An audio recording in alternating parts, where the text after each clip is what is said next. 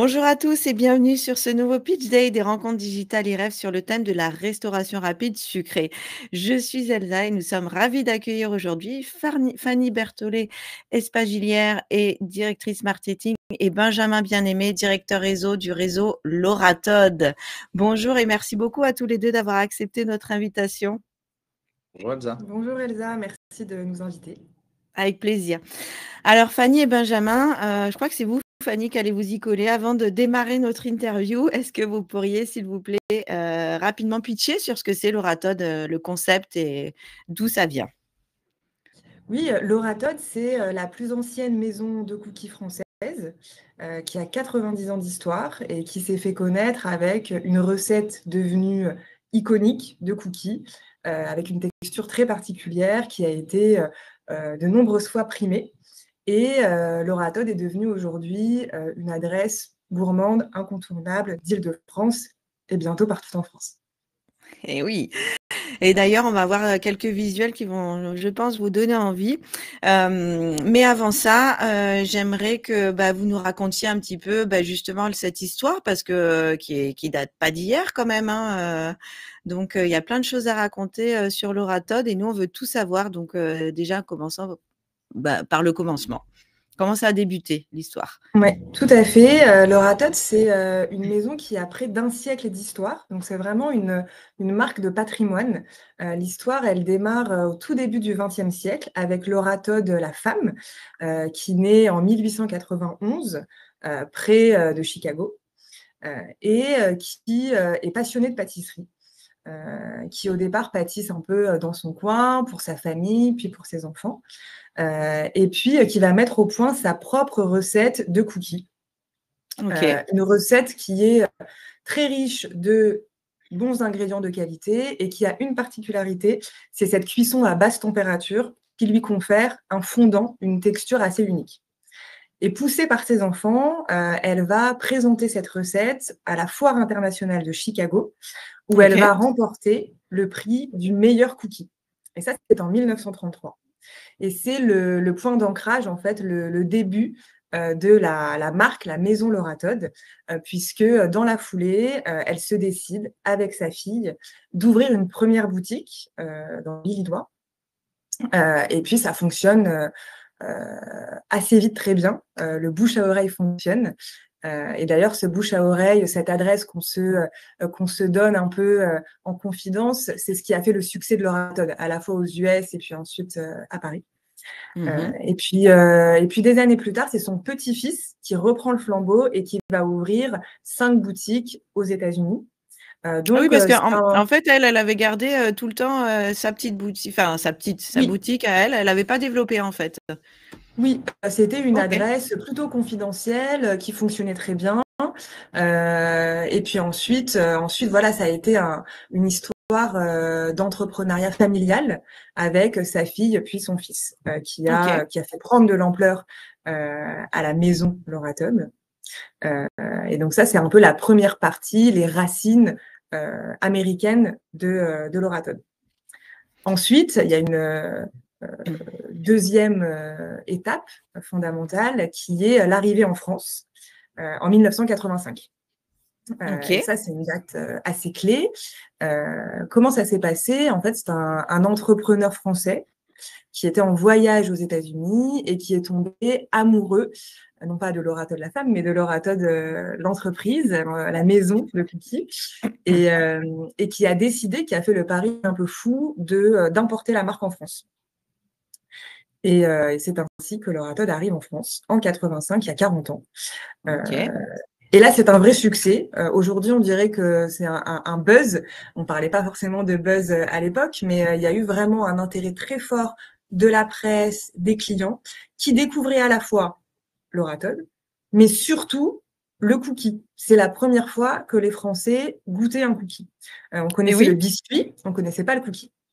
Et ce qui est assez drôle aussi, c'est qu'on a vraiment des articles de presse où ils expliquent qu'est-ce qu'un cookie. Petit, gâteau, rond, avec des pépites de chocolat. Et c'est vrai que ça semble fou maintenant, voilà, 40 années après. Mais c'était vraiment, Laura Todd était vraiment le pionnier, celui qui a ramené le cookie en France. Génial, génial et du coup, alors qu'est-ce qu'il a de particulier, ce cookie?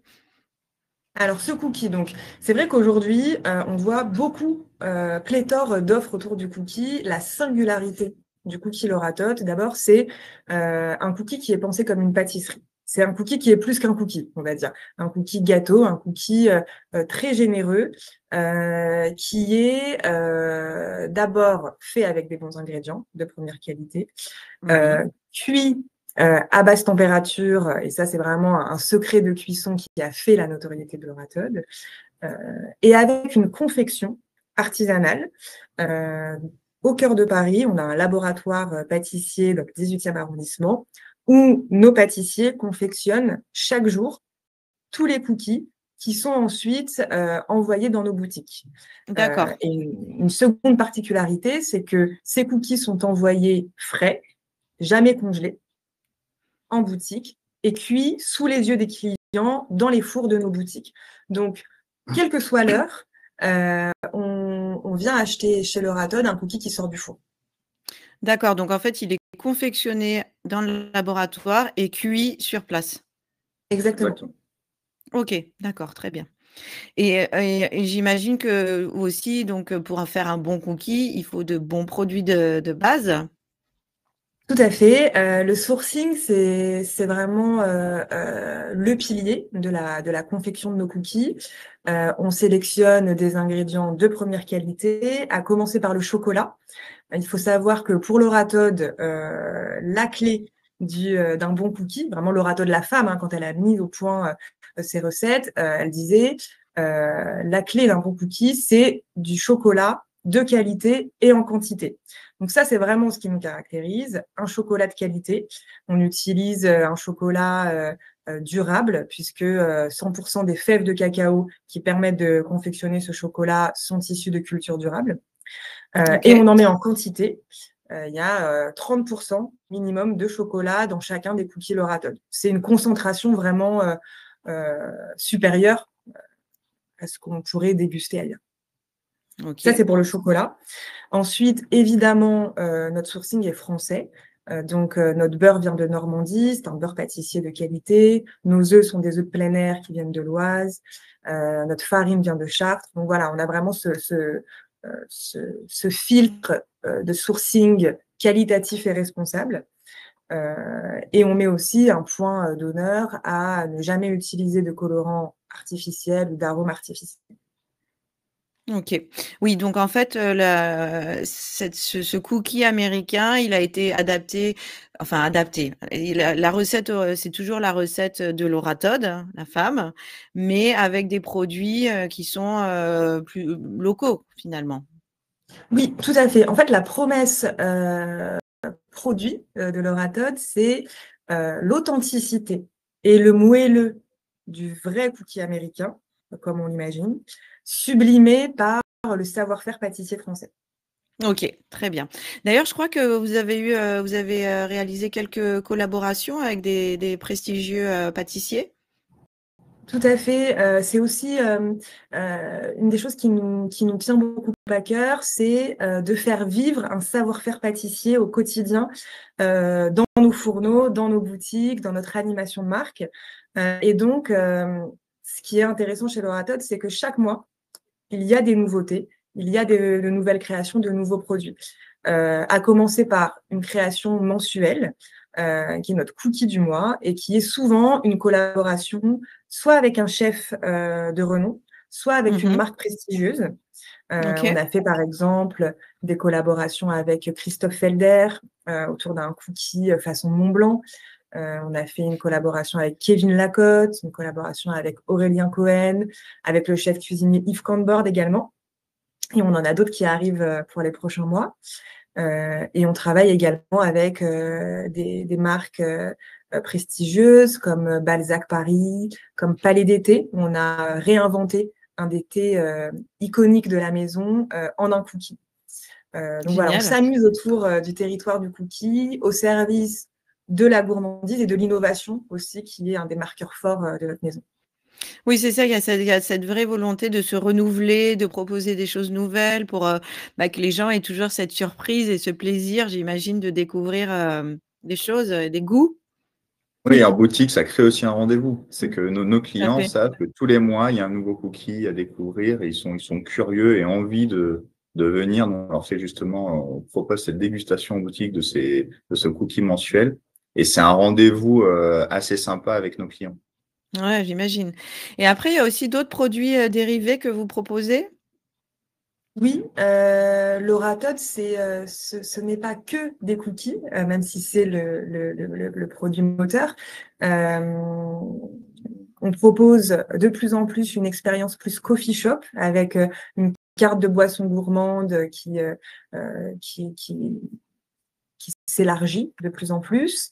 On propose également, pour booster notre présence durant l'été, des glaces à personnaliser avec des toppings, des morceaux de cookies, des coulis. Et puis plus récemment, on propose de nouveaux produits autour du cookie, comme par exemple une pâte à tartiner aux morceaux de cookies ou encore un granola aux morceaux de cookies. Et cette volonté de diversification, elle est aussi un de nos moteurs pour les prochaines années. Oui, j'imagine.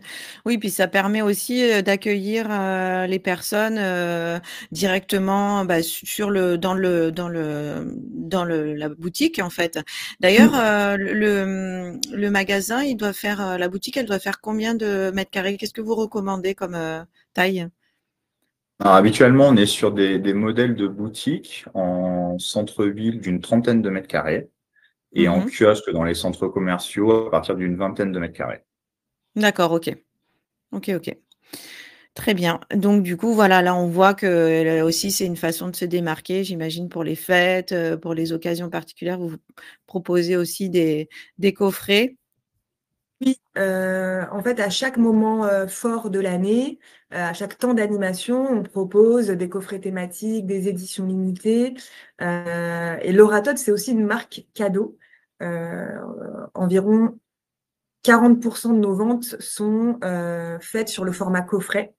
OK. Donc voilà, c'est quelque chose qui est assez présent et qui est un fil rouge un peu, entre la Saint-Valentin, la fête des mères, l'été, la rentrée et puis Noël. On a toujours, des activations, des animations en boutique autour du cadeau. Bon, de toute façon, il y a pas de moment privilégié pour manger des cookies, hein, je pense, hein? Tout à fait, un par jour. Ah ouais? Et donc si on doit résumer un petit peu, le concept Laura-Tob, enfin, qu'est-ce que vous en diriez, vous?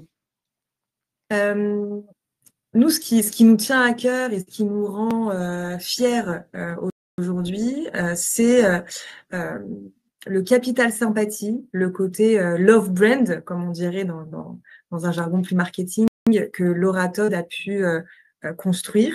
C'est-à-dire que c'est une marque vraiment Madeleine de Proust aujourd'hui, en France. On a la chance d'avoir des clients qui sont, très fidèles à nos produits, qui nous ont connus enfants ou adolescents quand on est arrivé à Paris en 85 et qui ont grandi en fait avec la maison et la maison a grandi avec eux et qui font aujourd'hui découvrir nos produits à leurs enfants puis petits-enfants. Donc c'est cette relation, ce côté marque attachante qu'on a envie de faire perdurer et de nourrir en fait au quotidien. Ouais, et en termes de valeurs et d'ADN, donc l'ADN, bah, c'est vraiment ça. Et en termes de valeurs, bon, on a parlé de la qualité des produits. Est-ce qu'il y a d'autres valeurs que vous véhiculez au travers de la marque? Il y a plusieurs valeurs. Ce qui nous tient beaucoup à cœur, et qu'on doit retrouver dans chacune de nos boutiques, c'est cette excellence. Excellence du produit, excellence de l'accueil, excellence de la tenue, des boutiques, et puis cette convivialité. Nous, on souhaite accueillir les clients avec authenticité, avec simplicité et en même temps avec une expérience client qualitative qui va donner les informations clés sur la maison et sur les produits. Cette authenticité, c'est aussi une valeur forte, à la fois authenticité, on en parlait dans le sourcing des produits. Mmh, Euh, tout à on, fait. voilà, il n'y a pas de colorant, il n'y a pas de conservateur. Ce sont des bons produits authentiques. Et dans toutes nos collaborations également, on retrouve cette authenticité. On travaille avec des chefs qui font des bons produits, avec des marques qui partagent nos valeurs de durabilité, de responsabilité aussi. Et puis, une dernière valeur, je dirais que c'est ce côté pionnier, innovation. Première marque fondée par une femme au début du XXe siècle aux USA, c'est pas rien. C'est pas rien. Première maison arrivée à Paris en 85, la maison de cookies. Aujourd'hui, on voit des cookies partout, mais il y a cette histoire-là, en fait, de 40 ans de l'Orato à Paris. Et puis, première maison aussi à faire du cookie une pâtisserie avec des collaborations pâtissières et à innover, en fait, autour du cookie. Ok. Donc aujourd'hui, il y a 27 boutiques en France et en Belgique qui sont plutôt, je crois, quand même. Enfin, vous êtes bien implantés en Paris, région parisienne, mais il y en a d'autres en France. Il n'y a pas que là. Eh ben, en effet, on est essentiellement en Île-de-France, mais donc on a ouvert donc dans des quartiers souvent premium, des belles adresses en centre-ville, comme la rue Saint-Honoré, la rue Montorgueil, la rue des Martyrs, la rue Claire. Nous sommes également présents dans centres commerciaux. Il y a des kiosques. Et on a ouvert donc Toulouse et Lille en province depuis maintenant 6 mois, qui fonctionnent super bien. Donc voilà, ça nous donne maintenant voilà, ce champ des possibles. On souhaite maintenant le développer sur le reste des grandes villes françaises. Bah, c'est ça, qui est génial, c'est qu'on a quand même l'expérience d'une marque qui existe depuis un certain temps quand même, hein, près d'un siècle et 40 ans en France, mais avec plein de possibilités. Il y a encore plein de possibilités d'ouverture, donc c'est génial pour les futurs franchisés, j'ai envie Ouais, de en dire. effet, il y a pas mal d'opportunités. Ces opportunités existent aussi parce que nous voulions, on débute dans la franchise, nous voulions vraiment rôder au maximum notre modèle en propre. Le but, c'est pas de faire tester les concepts par le franchisé, mais que Oui, nous, tout à vraiment, fait. voilà, opérationnellement, notre modèle soit calé au mieux, qu'on ait pu tester nous-mêmes plusieurs choses, jusqu'où on peut aller. Alors, on n'a pas tout réussi, hein, ce serait illusoire, mais maintenant, je pense qu'on a fait le tour de pas mal d'axes de développement et on sait vers où on veut aller. Donc, c'est pour ça aussi que nous avons décidé d'y aller nous-mêmes en province au départ. Pour valider le concept. Et clairement, à Lille, le succès était au rendez-vous. Ça a très bien, ça fonctionne très bien. Donc, on est très content. On a ouvert notre première franchise en province à Toulouse en septembre. Pareil, super partenaire entre voilà le choix du bon partenaire, le bon cookie, le bon emplacement, le succès au rendez-vous. Et c'est un bon partenariat. On est très content. Donc maintenant, en effet, il y a ces nouvelles villes à développer.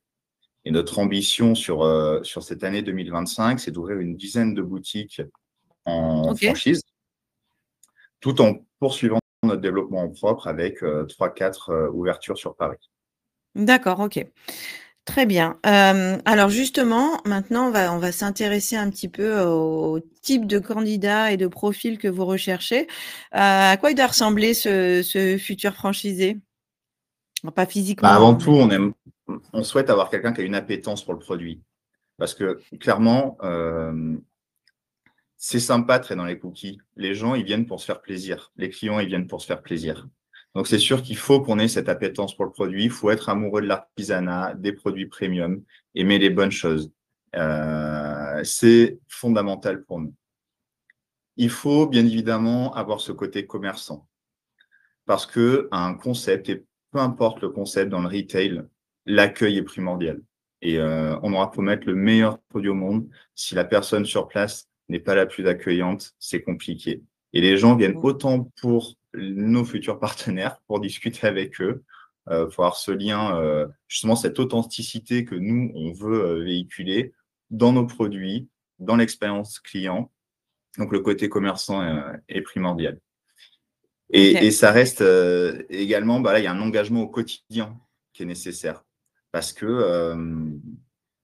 tenir une boutique, voilà, c'est aussi mettre les mains dans le cambouis, c'est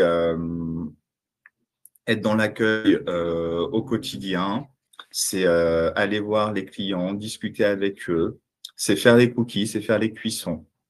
Donc voilà, c'est un engagement total qui est nécessaire, mais on est dans des super produits et c'est quand même très très agréable au quotidien de travailler chez Laura Todd où vous servez des gens qui ont la banane, qui ont envie de se faire plaisir.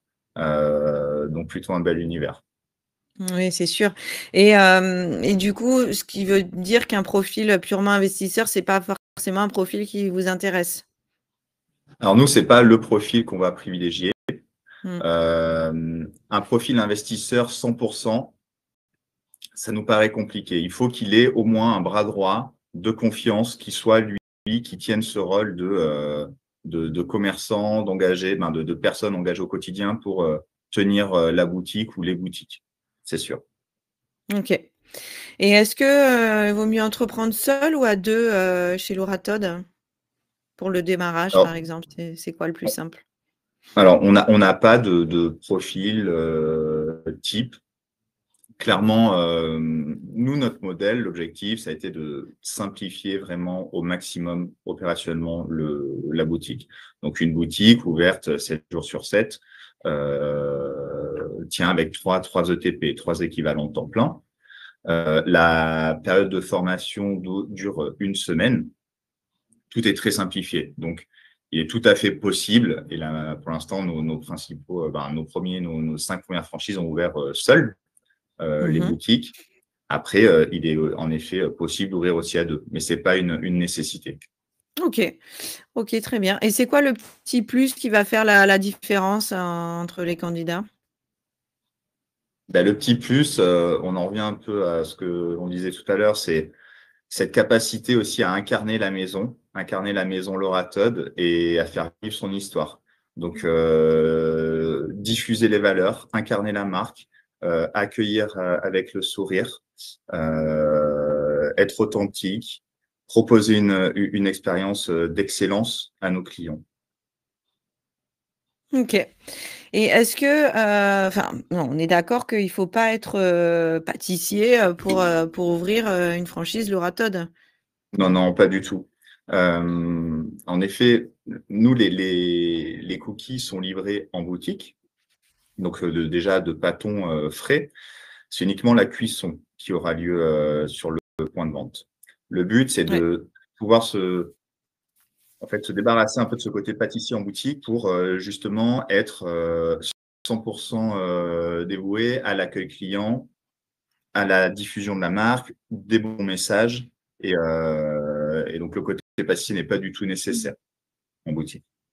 Et puis, Ok. il y a une formation ensuite et un accompagnement des franchisés. Donc, tout ce qui est nécessaire est transmis lors de la formation. Oui, oui, tout à fait. Ça, on y reviendra un petit peu après justement sur la formation. D'abord, j'aimerais bien que vous me disiez combien ça coûte en fait de rejoindre le réseau Laura Todd. Alors, l'investissement global pour une boutique type est de 250 000 € en centre-ville. Ok. Donc, avec un apport nécessaire de 50 000 €, un droit d'entrée de 20 000 € qui inclut bien évidemment toute la partie formation. En kiosque, on sera plus sur un investissement autour de 80 000 €. Ok, donc en apport, ça réduit aussi, j'imagine, l'apport personnel. Tout à fait. Voilà, l'apport personnel est en moyenne d'une vingtaine de pourcents nécessaire. Ok. Ok, parfait. Et maintenant, donc juste revenons sur cet accompagnement que vous proposez. Comment ça se passe? Moi, imaginons que j'ai envie d'ouvrir une boutique Laura Todd. Comment ça va se passer, mon parcours? Quel va être mon parcours? Et comment vous allez Alors, avant m'accompagner? tout, c'est se rencontrer et savoir si on a envie de travailler ensemble. Parce qu'avant tout, on est une entreprise voilà, où l'humain est fondamental. Et il faut que c'est un vrai partenariat pendant des années. Donc, échanger, on vous accueille dans nos boutiques, une petite immersion, c'est important. Voilà, qu'est-ce que au quotidien ça représente de tenir une boutique Laura Todd? Si on est, les deux parties sont alignées, on a envie de travailler ensemble, ben, bien évidemment que nous, on vous accompagne de A à Z, donc dès la recherche des locaux, des visites ensemble sur place pour identifier le bon local. Le but pour nous, c'est pas d'ouvrir pour ouvrir, c'est vraiment de prendre le temps nécessaire parce qu'on sait très bien que le local, c'est fondamental de trouver le bon emplacement, mais surtout au bon prix. Donc, on vous accompagne dans cette recherche. Ok. Une fois qu'on a identifié le local, ça va être les travaux. Donc, nous, on a un architecte que l'on vous propose avec des entrepreneurs. Vous avez la possibilité de prendre nos entrepreneurs ou non. Mais on est là, bien évidemment, au quotidien dans le suivi des travaux. Une fois que la boutique est prête, il y a toute la partie formation, l'Oratode. Donc là, les personnes avec leur équipe viennent en immersion dans les boutiques, l'Oratode, pour justement avoir toutes les clés pour pouvoir tenir leur boutique dès l'ouverture. Où là, nous sommes bien évidemment présents pour l'ouverture. Donc, et c'est un acte un petit peu fondateur dans notre relation. C'est qu'on est Oui, là, bien tous les sûr. deux, les mains dans le cambouis, on reçoit la livraison, on place les cookies, les premières cuissons, le premier client, et c'est des moments super sympas.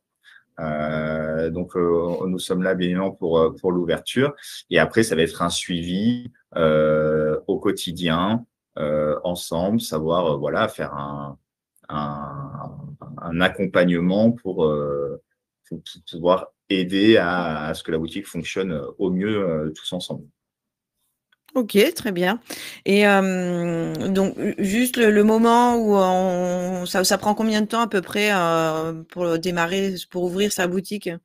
Entre le Alors, moment où à on se partir du moment où on rencontre a et… trouvé le local, nous, notre délai pour les travaux, formation, on est autour de 2 mois. Ok, ok, très bien. Donc, ça peut être assez rapide si on a déjà trouvé le local, quoi. Ok.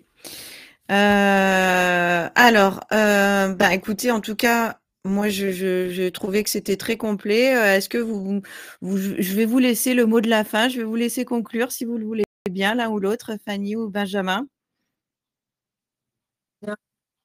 Non, pour conclure, nous, dans une bonne dynamique de développement de l'Oratode. C'est une aventure de reprenariat, puisque la maison a été rachetée par un entrepreneur il y a 5 ans. Et depuis ce rachat, il y a vraiment un fort dynamisme à la fois dans l'expansion, dans l'animation des boutiques.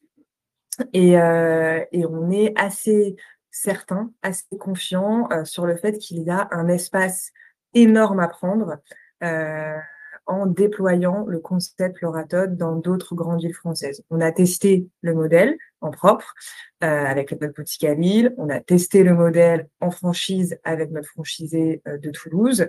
Ça fonctionne super bien.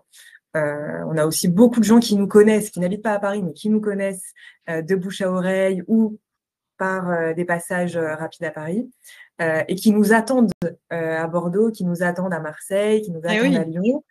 Sur les réseaux sociaux, on a très souvent des sollicitations, tous les jours, des sollicitations de clients qui nous disent quand est-ce que vous ouvrez près de chez moi. Et donc, voilà, il y a un vrai espace pour nos futurs franchisés Loratode. Voilà, donc maintenant, on est à disposition de tous les futurs franchisés qui veulent incarner la marque, travailler main dans la main pour justement proposer ces cookies et diffuser ces cookies Loratode dans les grandes villes de province. Ok. Eh bien, parfait. En tout cas, Fanny et Benjamin, merci beaucoup pour tous ces éléments qui ont été, j'en suis sûre, très intéressants et instructifs pour les futurs franchisés. N'hésitez pas à vous rendre sur le stand de l'Oratode pour retrouver toutes ces informations et bien d'autres encore, ou prendre directement contact avec Fanny, Benjamin et leur équipe si vous souhaitez démarrer cette nouvelle aventure gourmande avec l'Oratode. Merci beaucoup à tous les deux.